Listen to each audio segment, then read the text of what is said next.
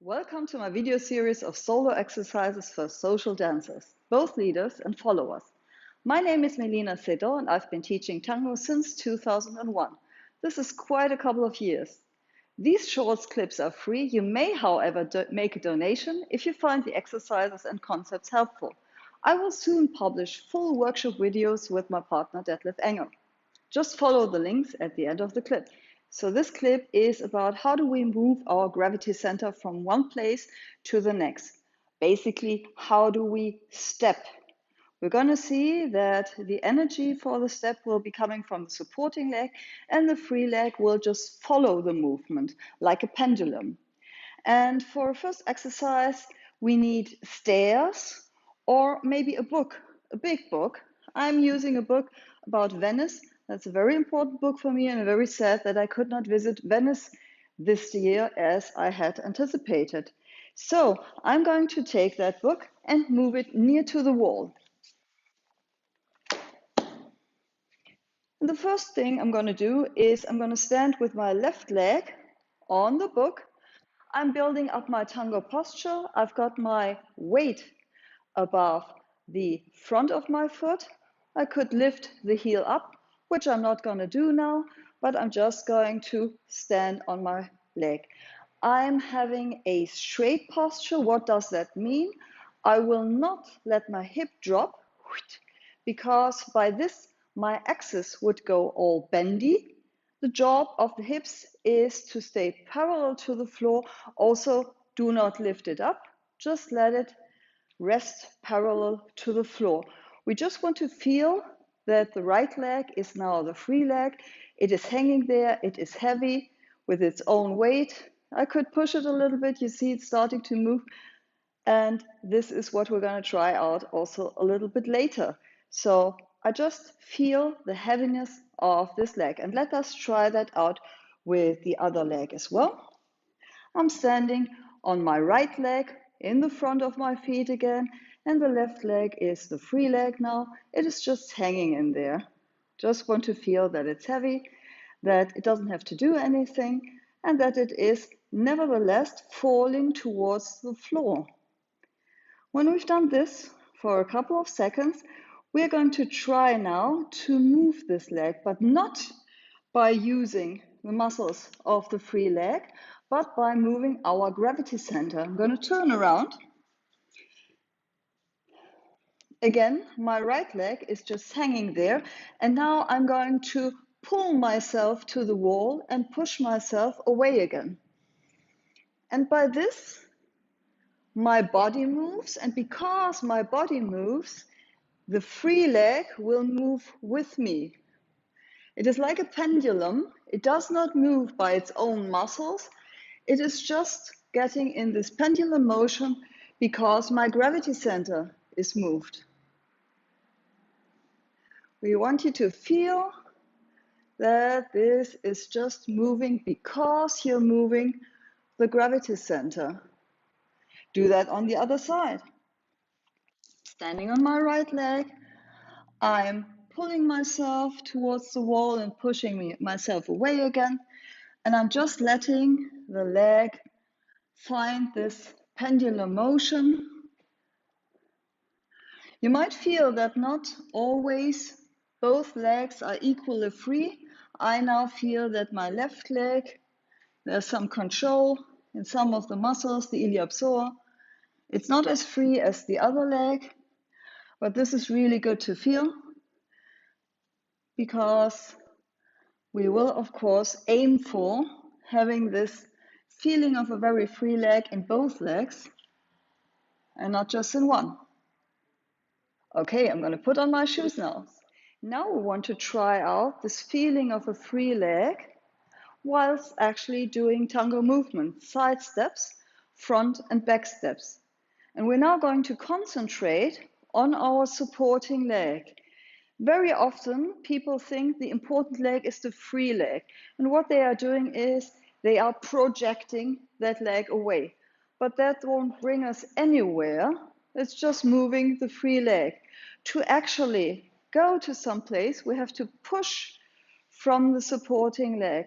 And in our concept, we'd like to start also the movement by pushing from the supporting leg. For that, the supporting leg needs a free knee, so it has to be able to bend a little bit because I'm going to use my leg like a spring.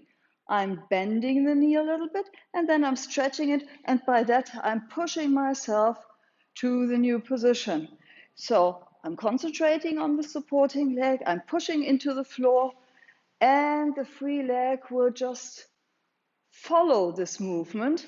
I'm not going to use a lot of muscle energy or force in the free leg to move it. It is basically just moved by the movement of the gravity center, again in this pendulum motion. One small detail: in the beginning, both legs might be bent a teensy little bit, but then in the process, the free leg can lengthen.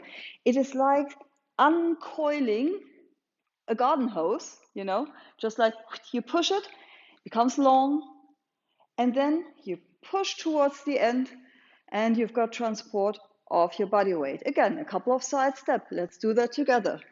Side step, side step, side step, side step, and another one. Just pushing, pushing, pushing. Let us do some front and back steps again with the same idea.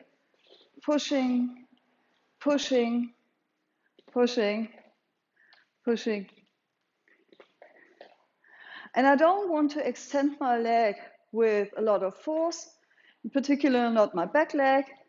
We're not practicing show tango, we're practicing social tango, and the step length has to be determined by the push from the supporting leg and a couple of other factors that we're going to discuss later on. I'm now using the other leg, pushing, pushing, pushing, just pushing.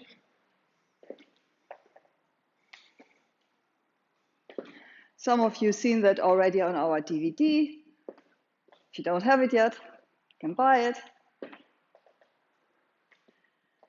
Okay, let us check out one or two small, tiny details. And this is, how do we transport the little bit of rest of a weight? When you're using a lot of energy, like I'm doing now, you will have used so much energy that you arrive on your new supporting leg. But if you do that slowly, and we do need slow movements as well, we need a technique that allows us to do that in a controlled way. So I'm starting to push from my supporting leg, until this leg is stretched. I continue pushing. Now this leg may bend a little bit, at least in a side step. Now my gravity center is all above the new supporting leg, and by going up again, the new free leg is pulled towards the axis. So I don't even have to take care of that. The new leg is pulled towards the axis. The free leg is pulled towards the axis. I'm doing that again. I'm pushing from my left leg. This leg bends now a little bit. I've pushed until the end, and I can go up. I can also go towards a straight leg. This movement will be a little bit less controlled, but we also need this. So I'm going up directly, pushing directly. Here we usually need a little bit more of an impulse in the beginning. The slow method, pushing, continue to push. See how my foot also works in the end. Now I'm above that leg and I can go up slowly. Let us check out front and back steps. Front steps are not so much of an issue. I'm pushing from the supporting leg. The front leg is straight. I would want to go also to a front leg in a front step. I'm pushing.